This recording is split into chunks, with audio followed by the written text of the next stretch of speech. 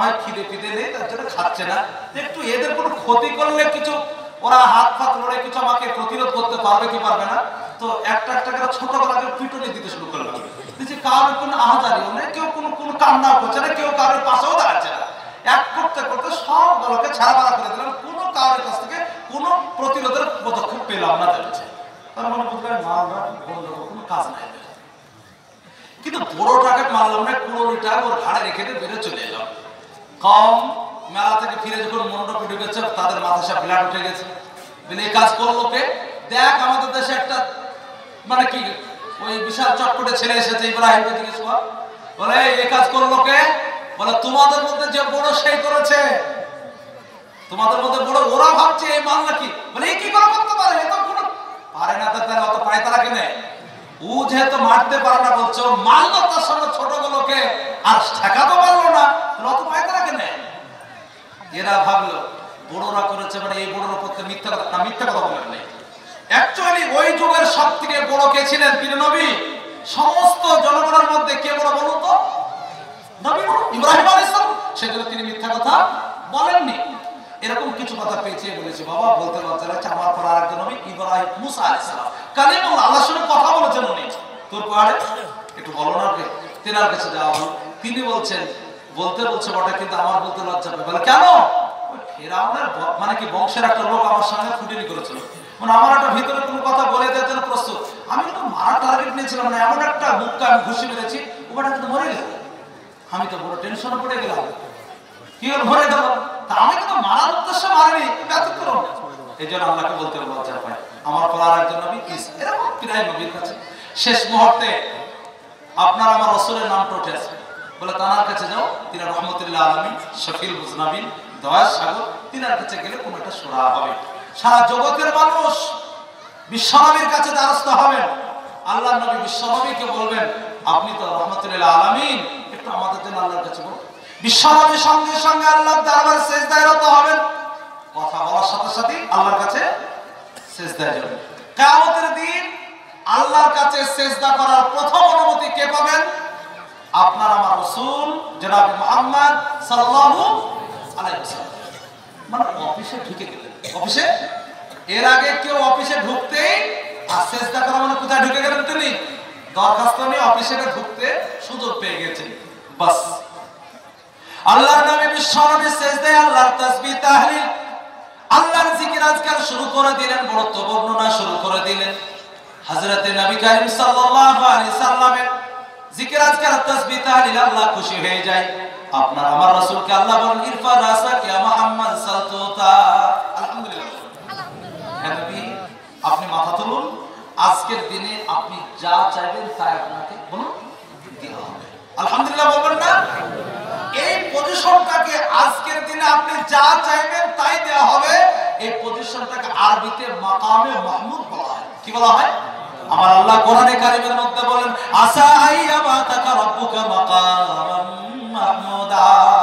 হে নবী হয়তো আপনাকে আমি কিয়ামতের দিন মাকামে মাহমুদ দিতে পারি, অর্থাৎ এই বড় সম্মান, এই ইজ্জত যেটা কেউ চেষ্টা করতে পারবে না, আমার কাছে কেউ মুখ খুলতে পারবে না, কেউ কোনোর উপর আপিল করতে পারবে না, এই পজিশনটা কিয়ামতের দিন আপনাকে আমি দিতে পারি। আলহামদুলিল্লাহ। হযরত আবু হুরায়রা রাদিয়াল্লাহু তাআলা আনহু বললেন বিস্তারিত, বলে হুজুর সেই দিন তো আপনি উম্মতের জন্য সুপারিশ করার সুযোগ পাবেন। বলে হ্যাঁ, তাহলে আপনি সুপারিশ করবেন কোন নমুনায়? আইডেন্টি কি হবে, তাদের পরিচয়পত্র কি হবে, গেটআপ কি হবে, তাদের চিহ্ন কি হবে, তাদের প্রতীক কি হবে? কারণ কিয়ামতের দিন একটা নয়, নূহ আলাইহিস সালাম থেকে আপনার উম্মত পর্যন্ত লক্ষ নয় কোটি কোটি মানুষের সমাগম হবে। ওই দিন আপনার প্রকৃত উম্মতকে চিনবেন কি করে? হযরত আবু হুরায়রা বিশ্বনবীকে জানতে চান। আমার রাসূল বিশ্বনবী বললেন ওগো আবু হুরায়রা, বিশাল বড় একটা ঘোড়ার দল, দুহমিন কওমিন, প্রত্যেকটা ঘোড়া অত্যন্ত কালো, বড় কুৎসিত ঘোড়া। সেই ঘোড়ার মধ্যে গুররান মুহাজ্জিলিন, কিছু ঘোড়ার কিছু জায়গা সাদা চমকাচ্ছে জ্বলছে, যার কারণে ঘোড়াটা চিৎকাবরা পাকড়া হয়ে গিয়েছে। চিৎকাবরা বলেন তো পাকড়া, কিন্তু ছাগল দেখবেন দুই কালারের হয়, বলো আমার সাহাবী আবু হুরায়রা ওই ঘোড়াগুলোকে ঘোড়ার মালিককে আলাদা করে চিনতে পারবে না। বলে হুজুর পারবে। বলে এবার শোনো, আমার উম্মতের মধ্যে দুনিয়ার বুকে যারা ওযু করেছে, ওযু করার সময় যে জায়গাগুলো ধৌত করা হয়েছে গুররান মুহাজ্জিলিন, সাদা হয়ে থাকবে, চমকাবে, জ্বলতে থাকবে, আমি প্রকৃত আমার উম্মতকে ওই জিনিস দ্বারা বুঝে নেব। জোরে বলুন আলহামদুলিল্লাহ। ওযু কারা করে? যারা পিকনিক করতে যায় তারা নাকি? যারা আপনার ওই মদ খাওয়ার জন্য বাড়ি যায় তখন ওযু করে বের হয় বাড়িতে, বলো নাকি? চুরি করার জন্য যখন যায় তখন নাকি? দাড়িতে একটু কম দেব, আজকে একটু উযু করে ব্যবসা শুরু করি, তারা নাকি? কারা বলুন তো? বিশ্বনবী বলেছেন মিফতাহুস সালাত আত-তাহুর মিফতাহুল জান্নাত সালাত, নামাজের চাবি হচ্ছে ওযু আর জান্নাতের চাবি হচ্ছে নামাজ। নামাজের চাবি কি বললাম? ওযু। আর জান্নাতের চাবি নামাজ। সুতরাং তারাই দুনিয়াতে ওযু করেছে যারা কি করেছে, আর যারা ওযু করবে নামাজ পড়বে তারা কিয়ামতের দিন জান্নাতের চাবি, নামাজ নেই কপালে জান্নাতের চাবি জোগাড় হবে। তাহলে সহজ করে বুঝলাম কি, বিশ্বনবীর কিয়ামতের দিন সুপারিশের অধিকারী আমাদের মধ্যে কারা হবে? যারা দুনিয়াতে কি করেছে? লটারির টিকিট কেটেছে নাকি? কি বলুন? নামাজ আদায় করেছে। কি আদায় করেছে? নামাজ আদায় করেছে। আরেকটা জিনিসের দ্বারা সুপারিশের অধিকারী হওয়া যায়, সেটা একটু লম্বা আলোচনা, একটু করি, আমল করবেন ইনশাআল্লাহ। বলুন আমার নবী বিশ্বনবী বললেন দুনিয়ার বুকে যে 12 বছর আযান দেবে,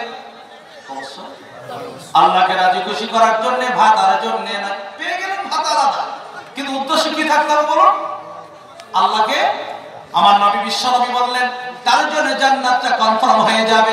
কেউ যদি 7 বছর আল্লাহকে রাজি করার জন্য আযান দেয়, জাহান্নাম থেকে তার দূরত্ব তৈরি হয়ে যাবে। আমার নবী বিশ্বনবী বলেছেন দুনিয়ার বুকে যে আযান দেবে, আযানের শব্দটা যতদূর যাবে গো, আল্লাহর সমস্ত সৃষ্টি জগৎ, আল্লাহর সমস্ত মাখলুক তার জন্য সাক্ষী দেবে। আল্লাহ দুনিয়াতে রাত্রে বেলায় ঘুমিয়ে থাক, সে তোমার বড়ত্ব ধ্বনি দিতে থাকতো, আল্লাহ তাকে তোমার জান্নাতে তুমি জায়গা দাও। ওই জান্নাতি ওই ব্যক্তিদের কথা শুনে, আল্লাহ সাক্ষী শুনে মুয়াজ্জিনকে জান্নাতি বানিয়ে দিবেন। একবার জোরে বলুন না আলহামদুলিল্লাহ।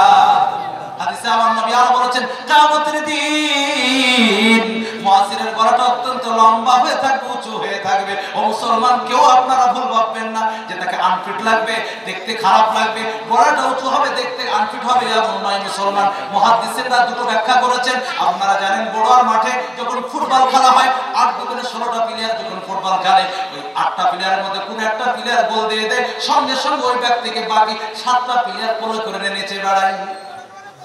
আনন্দ, ওর সম্মানের কারণে, ওর ইজ্জতের কারণে ওর বিশাল কদর হয়ে যায়। কিয়ামতের দিন মুয়াজ্জিনের এত সম্মান হবে, সমস্ত মুসল্লিগণ তার ইজ্জত করবে, সম্মান করবে, অর্থাৎ তাকে নিয়ে সবাই অত্যন্ত আহ্লাদ করবে, অত্যন্ত সবাই আনন্দ ফুর্তিতে ব্যস্ত হবে। 2 নাম্বার মুহাদ্দিসরা ব্যাখ্যা বলেছেন, ক্লাস 11 আপনার ছেলে আর প্রতিবেশী আর 2-5টা ছেলে ক্লাস 11 পড়াশোনা করে, হয়তো রেজাল্ট আউট হবে, 3টে ছেলে প্রত্যেকটা সাবজেক্টে ফেল করেছে, মাথাটা নিচু হবে। আর যে ক্লাসে ফার্স্ট হয়েছে তার মাথাটা নিচু না নিচু হবে বলুন? টেনশন নেই, সকলের কাছে সাবাসী হবে, বাহবা পাবে, এজন্য বড় বড় তার আনন্দ ফুর্তি তোলপাড় করবে। এই জন্য গলাটা কি বলুন? উঁচু হয়ে থাকবে। মুয়াজ্জিনের কিয়ামতের দিন কোনো টেনশন হবে না, কোনো রকমের তার চিন্তা হবে না, কোনো রকমের মনের মধ্যে ভয় থাকবে না, কোনো রকমের তার চিন্তা হবে না। ও মুসল্লি, ও আমার আল্লাহ ভাই, দুনিয়ার বুকে যারা আযান দিয়েছেন তাদের অফার রয়েছে বিশাল বড়, তাদের জন্য ফজিলত রয়েছে। এই কাজে আমরা সকলে চেষ্টা করব শামিল হওয়ার। একবার জোরে বলুন ইনশাআল্লাহ। সাহাবীদের মনের মধ্যে একটা লোভ জেগে গেল, বলে হুজুর মুয়াজ্জিন তো আমাদের মসজিদে মাত্র কজন? আপনাদের মুয়াজ্জিনপুর বিলধারীপাড়ার মসজিদে মাগরিবের আযান কজন দিল? এশার আযান কজন দিবে? হুজুর কজন দিবে? একজন। তো সাহাবীরা বলেন হুজুর এত বড় নেকির কথা শোনালেন, তা আযান তো মাত্র একজন দিতে পারে, আমরা তো সবাই চাইছি এরকম নেকির অধিকারী হতে চাইছি, তাহলে আমরা কি করে নেকি পাবো? আমাদের কি করে ওই ফজিলতটা গ্রহণ হবে?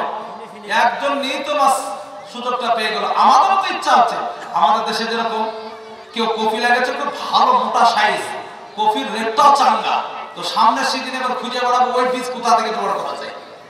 ধানের ফলন বিশাল, খোঁজ নেবে কোন দোকান থেকে জোগাড় করেছিল ওই বিছন, আমাকে বলো তো আগামী সিজনে ধানটা লাগাবো। মানে আমাদের দেশে দেখা যাচ্ছে কেউ একটা ব্যবসা বিশাল তাড়াতাড়ি উন্নতি করলো, তো ছেলেটাকে বলবে তুই এই ব্যবসা কর, লাভ আছে। তো সাহাবীদের মধ্যে ধান্দা ছিল নেকি অর্জন করা। দেখছি এত সুন্দর নেকি আমরা তাহলে পাচ্ছেন মুয়াজ্জিন একা। বিশ্বনবীকে বললেন ইয়া রাসূলুল্লাহ, মুয়াজ্জিনের আপনি যে সওয়াব বা ফজিলতের কথা বললেন, আমাদের মনে চাহিদা হচ্ছে ওই আমাদের হবে। বলে হ্যাঁ বাবু, আমি একটা প্রসেস বলে দিব, সেটা গ্রহণ করলে মুয়াজ্জিনের সময় তোমার সওয়াব হবে। আলহামদুলিল্লাহ বাবু, তাহলে বলে দিই। এর আগে হয়তো বলেছি, কিন্তু আজকের আবার সবক নিব, ধরলেন পড়ানো শুরু।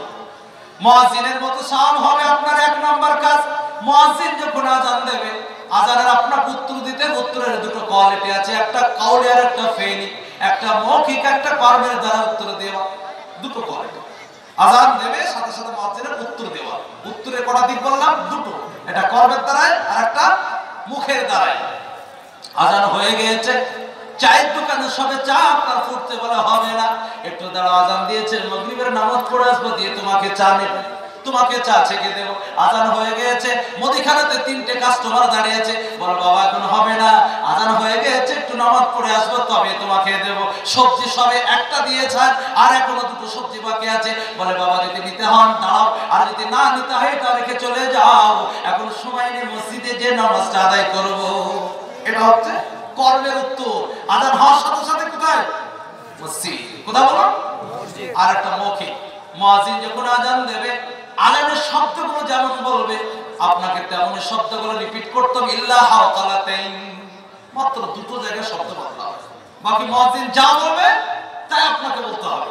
মুয়াজ্জিন যখন বলবে আল্লাহু আকবার, আল্লাহু আকবার, আপনি সাথে সাথে বলুন আল্লাহু আকবার, আল্লাহু আকবার। মুয়াজ্জিন যখন বলবে আশহাদু আল্লা ইলাহা ইল্লাল্লাহ, কি বলবেন? আশহাদু আল্লা ইলাহা ইল্লাল্লাহ। মুয়াজ্জিন যখন বলবে আশহাদু আন্না মুহাম্মাদার রাসূলুল্লাহ, কি বলবেন? সাল্লাল্লাহু আলাইহি ওয়াসাল্লাম। এই তো এটা বলার জন্য সময়টা নষ্ট করলাম। আমাদের দেশে প্রায় 99% মুসল্লি সাল্লাল্লাহু আলাইহি সাল্লাম বলে ছেড়ে দেয়, রং ভুল। আমি আগেই বলেছি, মুয়াজ্জিন যা বলবে তাই বলতে হবে। মুয়াজ্জিন বলে আশহাদু আন্না মুহাম্মাদার রাসূলুল্লাহ, আপনাকে বলতে হবে আশহাদু আন্না মুহাম্মাদার রাসূলুল্লাহ। তারপরে পরে সাল্লাল্লাহু আলাইহি সাল্লাম বলে দুরূদ পড়ে এক্সট্রা আপনাকে লিখে দেওয়া হবে। কিন্তু আযানের উত্তর দিতে হলে মুয়াজ্জিন যা বলবে সেটাই মনে থাকবে তো, আগামী থেকে যেন ভুল না হয়।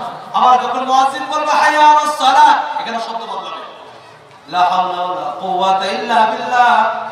মুয়াজ্জিন যখন বলবে হাইয়া আলাল ফালাহ, লা হাওলা ওয়ালা কুওয়াতা ইল্লা বিল্লাহিল আলিয়্যিল আযীম। বাস, এই দুটো থেকে শব্দ আলাদা। ফজরের সময় একটা শব্দ বাড়তি আছে না, as-সালাতু খায়রুম মিনান নাওম, নামাজের থেকে ঘুম ভালো নাকি? নামাজের থেকে, হ্যাঁ সবাই ঠিকই বলেছে। আর এই জন্য তো ফজরে 3টে পাওয়া যায়, লেখতে তলা পাওয়া যায় 97টা। আর যেদিন মুসলমানের ব্রেনে আসবে যে ঘুমের থেকে নামাজ ভালো, সেদিন লেপে বাজবে 3টে, আর 97টা কোথায় বাজবে? মসজিদে। আর আল্লাহর কসম বলছি, সেই দিন আর মুসলমানের উপর কোনো রকমের টেনশন থাকবে না। সেই দিন মুসলমান ওই রকম পজিশন পাবে যেমন হযরত ওমর ফারুক রাদিয়াল্লাহু তাআলার জামানায় পজিশন ছিল। কত বছর আছেন তো? নামাজের থেকে ঘুম ভালো নয়, ঘুমের থেকে নামাজ ভালো। এখানে একটা শব্দ দ্বারা অর্থ দিতে হয়, সাদাক্তা ওয়া বারারতা, ওয়াকা রাকা রত ওয়াকা বারারতা, তুমি সত্য বলেছো এবং সঠিক বলেছো। আবার মুয়াজ্জিন যখন বলবে আল্লাহু আকবার, আপনি বলুন আল্লাহু আকবার, আল্লাহু আকবার। মুয়াজ্জিন যখন বলবে লা ইলাহা ইল্লাল্লাহ, আপনি বলুন লা ইলাহা ইল্লাল্লাহ। মুয়াজ্জিনকে যে নেকি দেয়া হবে, যারা উত্তর দিবে তাকেও ততটা নেকি দেয়া হবে। জোরে বলুন আলহামদুলিল্লাহ। তার আর তো কোনো ঝামেলা থাকলো। এবার আসল অফারটা শোনাচ্ছি। আযানের পর একটা দোয়া আছে, আল্লাহুম্মা রাব্বাহা দি দাওয়াতি তাম্মা, আছে না? এই দোয়াটা যারা যারা পড়বেন বিশ্বনবীর সুপারিশের কিয়ামতের অধিকারী হবেন। বুঝতে পারছেন না? এই দোয়াতে একটা সুন্দর শব্দ ভরা রয়েছে, ওয়া বাতুহু মাকামাম মাহমুদান ইল্লাযী ওয়া'আদতা। হে আল্লাহ, আমার নবীকে ওই মাকামে মাহমুদ দাও যে মাকামে মাহমুদের তুমি ওয়াদা করেছো। কোরআনে ওয়াদা করে আসা আইয়া বাতাকা রব্বুকা মাকামাম মাহমুদা, আগে আয়াতটা পড়েছি আমি। তো এই দোয়াটা যারা যারা করবেন আমার নবীর সাথে, আল্লাহর নবীও কিয়ামতের দিন তার জন্য সুপারিশ করবে। আলহামদুলিল্লাহ। সুতরাং এই পর্যন্ত বিশ্বনবীর সুপারিশের অধিকারী হতে হলে দুটো শর্ত দিলাম। এক নম্বর নামাজ আদায় করতে হবে, 2 নম্বর নামাজের আযানের উত্তর দেওয়ার সাথে সাথে ওই দোয়াটা পড়লে নবীর সুপারিশের অধিকারী হওয়া যাবে। আজ থেকে আমল করবেন ইনশাআল্লাহ, বলুন ইনশাআল্লাহ। তাহলে দুটো বিশ্বনবীকে অফারের মধ্যে একটা অফার বললাম যে কিয়ামতের দিন বিশ্বনবীকে মাকামে মাহমুদ দেওয়া হবে।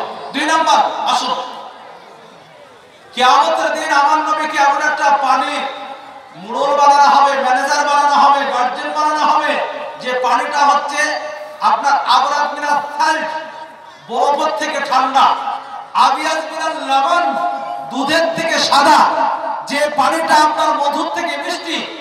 পানির নাম কি? পানির নাম কি গো? হাউজে কাউসার। আপনারা জানেন না পানিটার নাম? কিয়ামতের দিন বিশ্বনবীকে ওই পানি দিবে। অবাক হবেন, পানির একটা গুণ বর্ণনা করছি, ওই পানি যে পান করার সুযোগ পাবে, যতক্ষণ জান্নাতে না যাবে ততক্ষণ আর পানি পান করার জন্য মনে ইচ্ছা হবে না। মানে জান্নাতে গেলে থেকে দামি মজার খাবার তাই চাহিদা হবে, তার আগে তাকে পিপাসা লাগবে। তার মানে বুঝে গেলেন ওই পানি যে পেয়ে গেল কিয়ামতের দিন সে জান্নাতে বলুন চলে গেল। এই পানি বিশ্বনবী মরণে চলবে, তার মানেজারে চলবে, তিনারই আপনার মানে কি কথা মতো পানি পান করা হবে। বিশ্বনবী উম্মতকে পান করাবেন। কারাই পানি পাবে? কুরআন আল্লাহ বলেছেন ইন্না আতাইনাকাল কাউসার ফাসাল্লি লিরাব্বিকা ওয়ানহার। হে নবী, আপনাকে আমি হাউজে কাউসার প্রদান করেছি। যদিও কারাটা আছে, দুই নম্বরের শর্ত কে পানি পান করার সুযোগ পাবে? যে আল্লাহ বলছেন তোমার প্রভুর জন্য নামাজ পড়ো এবং তোমার প্রভুর জন্য কুরবানি দাও। সুতরাং দুনিয়াতে যারা আল্লাহর জন্য নামাজ পড়েছে, কোন মাজারে সেজদা দেয়নি, কোন মাজারে যে তওয়াফ করেনি, কোন মাজারে চাদরও দেয়নি, কোন মাজারে ধূপকাঠিও জ্বালায়নি, এক নাম্বার আল্লাহর জন্য ইবাদত করেছে। কিন্তু বড় লজ্জার বিষয়, আমাদের এই ভারতবর্ষে এমন কিছু কাজ চালু হলো যেটা আল্লাহর জন্য, সেটা কিন্তু আমরা আল্লাহর কোন বান্দার জন্য করে ফেলি। অনেক আল্লাহর ওলির কবরে চাদরে তাগার লেগে যায়, তাগারে তাগার বিক্রি করতে হবে বের করে। আল্লাহর ওলিদের কবরে দেখবেন 17 কোয়ালিটির ধূপকাঠি জ্বালায়, 3 কোয়ালিটির মোমবাতি, বছরে একবার ওরস, কত রকমের আমাদের অবৈধ শিরকের কাজ। আপনাকে ছোট করে বোঝাচ্ছি, বেশি লম্বা বোঝানোর দরকার নেই। আমার বেল্লাগার অনেক মানুষ হাজী সাহেব হজে গিয়েছেন। আমার নবী বিশ্ব নবীর জান্নাতুল মানে কি সাহাবায়ে কেরামদের জান্নাতুল বাকিতে যেসব রওজাগুলো মাজারগুলো রয়েছে, কবরগুলো রয়েছে, কোন সাহাবীর কবরে একটা কবরে চাদর চড়ানো নেই। 1000 পীরের যা মর্যাদা, একজন সাহাবীর পায়ের ধুলোর মর্যাদা হবে না। 1000 পীর, কিন্তু একজন সাহাবীর যা মর্যাদা 1000 পীরেরও সে মর্যাদা। কারণ এই সাহাবীদের প্রশংসা আমার আল্লাহ করেছেন, রাদিয়াল্লাহু আনহু ওয়া রাযু আনহু।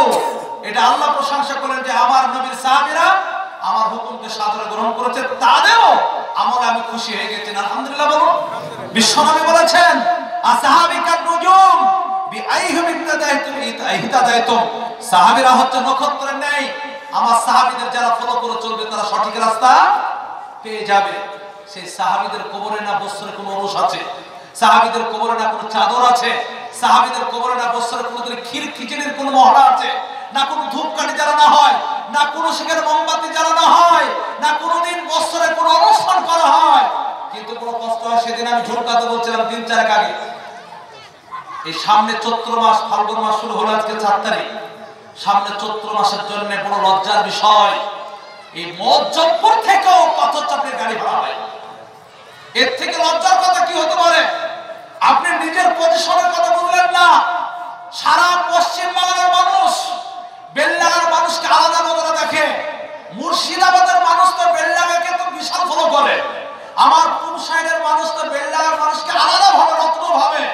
কারণ আপনারা জানেন এখানে একটা নয়, প্রথমে বলেছি 4-4টে পার্সোনাল গ্রামে তো আছে। মজ্জমপুর আলাদা শিশু মাদ্রাসা, ঝুনকাতে শিশু মাদ্রাসা, কাপাসডাঙ্গা আলাদা, মির্জাপুরে আলাদা, আপনার কাটাগাছিতে আলাদা, সব গ্রামে আছেই।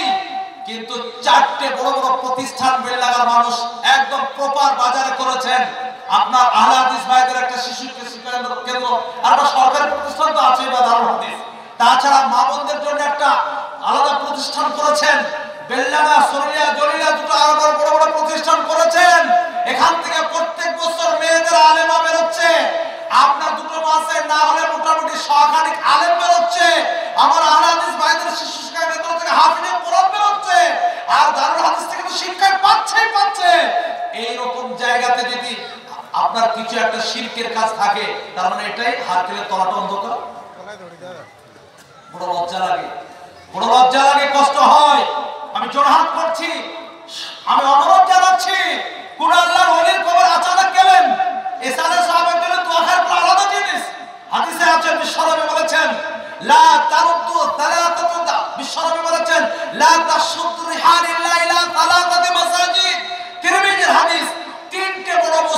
রয়েছে, সেই বড় মসজিদে নেকির স্বার্থে কিছু দোয়া করলে কবুল হবে। মান্নতের স্বার্থে 3টে মসজিদে মাত্র সফর করা চলে, বাকি পৃথিবীর কোন মাজারে কোন মসজিদে বেশি দোয়া কবুল হবে, মনের আশা পূর্ণ হবে, যা চাইবো তাই পাওয়া যাবে। আর যে মান্নত মানো মান্নতের সাথে যাওয়া চলবে না, হারাম, হারাম সমান হারাম। 3টে মসজিদে মাত্র চলবে। কটা বললাম? একটা আছে মসজিদে হারাম বাইতুল্লাহ শরীফ, সেখানে যদি আপনি এক ওয়াক্ত নামাজ পড়ার সুযোগ পান, আপনার বর্জন করে 1 লক্ষ নামাজ পড়ে যান নাকি হবে, ওখানে 1 ওয়াক্ত নামাজই সেই নাকি হয়েছে। জীবনে পয়সা পেলে জীবনে একবার যা খরচ হয়ে যায় হজে। 2 নম্বর মসজিদে নববী, ওখানে কেউ 1 ওয়াক্ত নামাজ পড়লে 10,000 দিয়ে নামাজের সমান সওয়াব পায়। 3 নম্বর মসজিদে আকসা বাইতুল মাকদিস বা বাইতুল মুকাদ্দাস, যেটা কাবা ছিল এই কাবার পূর্বে, সেখানে কেউ মানে কি সফর করে গেল, কিছু বাড়তি পাবো বলে গেল, মান্যতার সাথে যেতে পারে। এই 3টে মসজিদ ছাড়া অন্য কোন মসজিদে তো যাওয়া যাবে না। না কোন দেশে বিভিন্ন রকমের আপনার বিভিন্ন মসজিদ আমাদের জুবিন্দাতে রয়েছে, দুগাছিতে রয়েছে, এই একটা বহরমপুর পাশে শিবকানাতে একটা মসজিদ আছে। এসব মসজিদে খিরখিচির মুরগি নিয়ে যাওয়া যাবে না, আর তো মাজারও তো চলবেই না। কিন্তু বেলাগার মানুষ সুযোগ নেয় পাথর চাপড়িতে। আবার একটু ছোটখাটো ব্যাপার হলে চল একটু ফরিদ বাবার কবর থেকে ঘুরে আসি, মানে আমরা ব্যস্ত সময় পাচ্ছি না যেতে, চল একটা ফুল মাস্তার তো মাল তৈরি করে ফেলতে পারছি। হাসি নয়, এটা কোন হিসাবে হাসছেন আপনারা? আমার তো বুক ফেটে যাচ্ছে যে বেলাগার মানুষের দ্বারাতে এরকম কাজ। আল্লাহ আপনাদের হেফাজত করুন, সকল মিলে আল্লাহ অনুরোধ করছি, আবেদন করছি, দরখাস্ত করছি, আল্লাহ ছাড়া কারো কাছে মাথা নত করা চলবে? আল্লাহর ঘর ছাড়া কোন জায়গায় চাদর চড়ানো, আল্লাহর ঘরে একটা চাদর চড়ানো থাকে দেখেছেন কাবলাতে, কালো কালারে, অন্য মাজার চলবে না। অন্য মাজারে চাদর চড়াচ্ছেন মানে এখানে পুচকি কাবলা একটা কাবা পেয়েছে, আস্তাগফিরুল্লাহ বলুন। সুতরাং হজে কাউসারের পানির সুযোগ কখন পাবেন এবং কার জন্য মাথা নত করবেন বলুন? আল্লাহ চলে। মাজারে মাথা নত করেছেন, আপনার নামটা সাথে সাথে ক্যান্সেল হয়ে যাবে, রিজেক্ট হয়ে যাবে, আর হবে না। আর কুরবানি কার জন্য দিবেন? মামুনদের স্বার্থে বলছি, বেটা অসুস্থ হয়েছে, মান্নত মানো, তুমি পারো, অনুমতি আছে, তবে মান্নতের থেকে পেলেন সাদকা করাটা ভালো। বুখারীর মধ্যে একটা হাদিস আছে, মুসলিম শরীফে আছে, মান্নতটা ওই ব্যক্তি করে কৃপণের কাছে মাল বের করার একটা লাইন। এমনি তো করবে না, আমার বেটার অসুখ হয়েছে, যদি আল্লাহ ভালো করে দাও তাহলে আমি একটা ছাগল দেব। এমনি দিচ্ছে না, যদি ভালো করে দাও তার মানে আল্লাহকে খুশি আছে, করে দাও তাকে দিব। এটা তো ভালো জিনিস নয়। অ্যাকচুয়ালি প্লেন সাদকা করা ভালো। আপনার কোনো বিপদের মধ্যে আসাদাকাত তারাদুল বালা, আপনি ছেলে বিপদে পড়লো, আপনি কোনো বিপদে পড়লেন, ফ্রেশ একদম অন্তরে, সামনে একটা ফকির পেলেন, 10 টাকা, 5 টাকা, 50 টাকা, 100 টাকা, গ্রামের গরিবদেরকে বা কোনো মাদ্রাসা বোর্ডিং আছে একটা ছাগল সাথে দিয়ে এলেন, বাস পেলেন, আল্লাহ ইয়াই করে দাও তাই নিয়ে দেবে, সব কোনো দরকার নেই। মানে আল্লাহর সঙ্গে আপনার দাম দর কষাকষি করছেন, ওটা দরকার নেই। তবে করলে করতে পারে মানত আল্লাহর জন্য, আল্লাহ আমার ছেলে অসুস্থ, যদি সুস্থ করে দাও, একটা আমি তোমার মসজিদে খ্যান কিনে দেবো, 2 রাকাত নামাজ পড়বো, 2টো রোজা রাখবো, এটা করতে পারেন, এটা ইবাদত। কিন্তু আল্লাহ ছাড়া অন্য কারোর জন্য চলে গেছে কোন দরগায়, শুনেছে আমার বৌমার 9 বছর ধরে ছেলে হচ্ছে না, গাড়ি ভাড়া করে দিল, বৌমা একবার ঘুরে এসে পাথর চাপড়িতে দিচ্ছে। ওখানে যে বলছে যে আমার একটা বেটা ছেলেদের কালো খাসি ছেড়ে দিল, দাদা বাবা একটু দিয়ে দিল। আপনি অবাক হয়ে যাবেন, শুনলে লজ্জা লাগবে, মুসলিমদের কি অবস্থা। আমি 1 বছর রুড়কি বলে একটা জায়গা আছে, রুড়কির পাশে কালিয়ার বলে, আমাদের দেশে যেমন পাথর চাপড়ি, তো ওইরকম ওখানে একটা রকম মাজার আছে, শিল্প বেদাতের বড় কাজ হয় কালিয়া। আমি 1 বছর রুড়কিতে পড়েছিলাম, শেষ হচ্ছে জানা আসা যাওয়া ছিল, দারুণ থেকে আমরা 3টে সাথী আপনার এই রুড়কিতে ওই মেলার সময় যেমন পাথর চাপড়িতে যেরকম ওইরকম বেড়াতে এসেছি। মেলাকে তো অফ সময় যাই হোক, আসার পর দেখছি একটা বাংলাতে একটা মেয়ে কথা বলছে, বাংলাতে। আমরা তো দেখো আমাকে বাঙালি মেয়ে কোথা থেকে গেল, তবে একটু এগিয়ে চলছে, বাড়ি কোথায়, আমি না, আমাদের মুফতি আব্দুল রাজ্জাক সাহেব যে শেয়ার খেলা বাড়ি আমাদের বাসাতে পড়ায়, ও মেয়ে বাড়ি কোথায় তোমার, তো বলছে বাড়ি মুর্শিদাবাদে। আর এত ভেসে গেলাম, ওদের বাড়ি নদিয়া, একটা 24 কিলোমিটার মধ্যে আমার মুর্শিদাবাদে বাড়ি। তো মুর্শিদাবাদে কোথায় বাড়ি গো, তো বলছে বেলডাঙায়। তো বেলডাঙা আবার কোথায়, আমরা তো তখন বেলডাঙা পড়েনি, তো জানতাম বেলডাঙার নাম যেটা আমাদের মার্কাজ এটা, তো বেলডাঙা রামেশ্বর বাড়ি দিয়েছে। আমাদের বাঙালিরা তো মনের মধ্যে কত মিল মহব্বত হবে, বাঙালি যেহেতু, তো ক বছর ধরে আছেন, তো বলছে এখানে 11 বছর ধরে আছি। কি করেন, তো বলছে এখানে থাকি, একটু সাবির কালিয়ারি রহমতুল্লাহ আলাইহির কাছে খেদমত করি। যে দেখছি একটা গাছে অনেকগুলো ন্যাকড়া বাঁধা, অনেকগুলো, সেই ন্যাকড়াতে কিছু একটা ঢালা ফেলা বাঁধা আছে, দিয়ে কাউকে কিছু জিজ্ঞেস করে লাইন পাচ্ছি না, বলে এই ন্যাকড়া গুলো কিসের বান্দা বলছে? তো বলছে অনেকে আসে আর মনের আশা মনের বাসনা তাতে লেখে, লেখে ওখানে টাঙিয়ে দেয়, ওই টাঙানোতে ওই হুজুরের বরকতে কাজ হয়ে যেতে হচ্ছে। তো ওই ঠেলা গালাতে কিছু বান্ধা আছে, একটা মোটা মোটা হচ্ছে। তো বলছে অনেকে সন্তান সন্তান চাইতে আসে, ওই ঢেলা বেঁধে দেয়, মানে ঢেলা যত ভারী হবে পেটে বাচ্চা ভারী হয়ে যাচ্ছে। হাসি নয়, এ জাতি কোন জায়গায় অবস্থান করছে, এর কি ঈমান? আস্তাগফিরুল্লাহ বলবেন না? আমি অনুরোধ করছি, আবেদন করছি, বেল্লার মানুষ আপনারা সচেতন গো, আপনারা সত্যি হাদিস করেন, অনেক আলেম ওলামার সাথে সম্পর্ক আপনাদের, আজ থেকে যা করেছি ভুল আগামীতে করবেন ইনশাআল্লাহ। যা নামাজ আল্লাহর জন্য, অন্য কারোর জন্য নাই। পশু কুরবানি হবে কার জন্য? আল্লাহর জন্য, অন্য কারোর জন্য। ইন্নামা হারামা আলাইকুমুল মাইতাতা ওয়াদ-দামা ওয়া লাহমাল খিনজির ওয়া মা উহিল্লা বিহি লিগাইরিল্লাহ ফামান ইসতারা গায়রা বাগালাদ ফালা ইসমা আলাইহি ইন্নাল্লাহা গফুরুর রহিম। এই আয়াতটা একটু তাফসীর করি। নিঃসন্দেহে তোমাদের উপর হারাম করা হয়েছে মুরদারের গোশত, যত বড় কৃপণ হোক। মজ্জমপুরের রোড দিয়ে একজন মোটরসাইকেল চালিয়ে যাচ্ছেন, হঠাৎ একটা 1.5 কিলো ওজনের আপনার দেশি মুরগি চাপা পড়ে গেল, মারা গেল, জবাই করার সুযোগ পাননি। ও কোয়ালিটির কৃপণ হলো। কোন আমার মুসলমান ভাই ওই বিনা জবাই করা মুরগি কেউ খাবে? খাবে, কারণ জানা আছে কোরআন নিষেধ করেছে। ওয়াদ-দামা প্রবাহিত রক্ত, বড়তে গ্রামে আপনার ছাগল জবা হয়, আরো কিছু জবাই হয়, বড় বড় করে রক্ত পড়ে যায়, কেউ খায়? আমার মুসলিম ভাইরা, ও জানা আছে খাওয়া তো চলবে না, পোশাক করে গেলেও না পাবে, তাড়াতাড়ি ধুয়ে ফেলে। কিন্তু একটা জাতি আছে খ্রিস্টান, ওরা এই রক্তটা ধরে রাখে পাত্রতে, একটু কিছুক্ষণ পর দেখবেন গোস্তের মতো গোটা হয়ে যায়, কেটে কেটে তরকারিতে দেয়, খুব টেস্টি অনুভব করে। রাস্তা করে মুসলিম জাতি খায় না।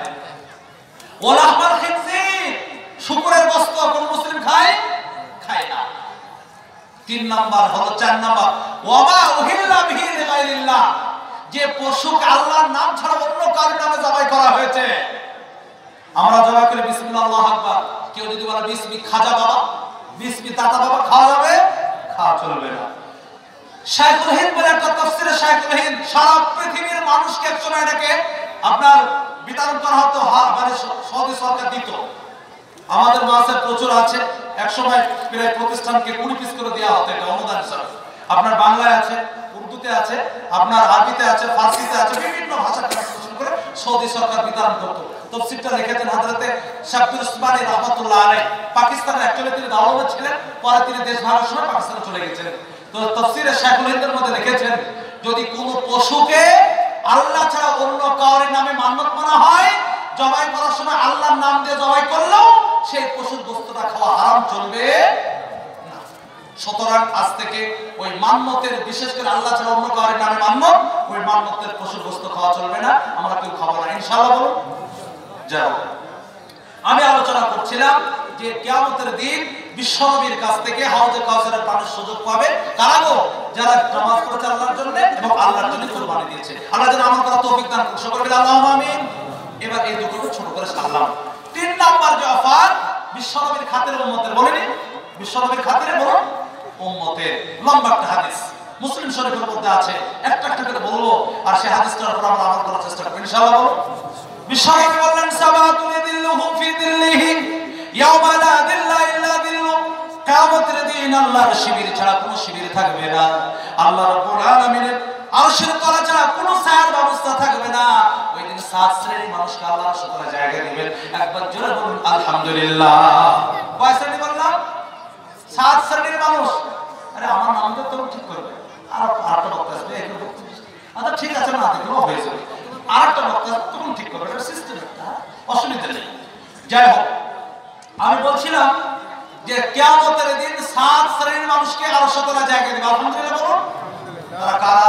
ছোট ছোট করে সেই সিরিয়াল একটা একটা করে বলবো, আমল করুন ইনশাআল্লাহ। বলুন। বাই চান্স যদি কারোর মধ্যে কোনো একটা ঘাটতি থাকে, চটে যাবে না। আমি আগেও বলেছি, মানুষের বৈশিষ্ট্য গুনাহ করা আর আল্লাহর বৈশিষ্ট্য গুনাহ বলুন ক্ষমা করা। আপনি ভাবতে পারেন, বুখারী শরীফের মধ্যে একটা হাদিস আছে, একজন ব্যক্তি 99 জন ব্যক্তিকে মারার পরে শেষ পর্যন্ত তওবা করতে গেল, যে বলছে তওবা হবে না তোমার মারার পর, ওকে ঝেড়ে ধরে দিয়ে সেঞ্চুরি করলো, দিয়ে লাস্ট পর্যন্ত সেও তওবা করার জন্য যেতে যেতে রাস্তায় মৃত্যু হয়ে গেল। তওবার দিকে বেশি এগিয়ে যাওয়ার কারণে আল্লাহ তার সমস্ত গুনাহ মাফ করে তা আপনি নরমাল একটা গুনাহ করেছেন তো মাফ হবেই।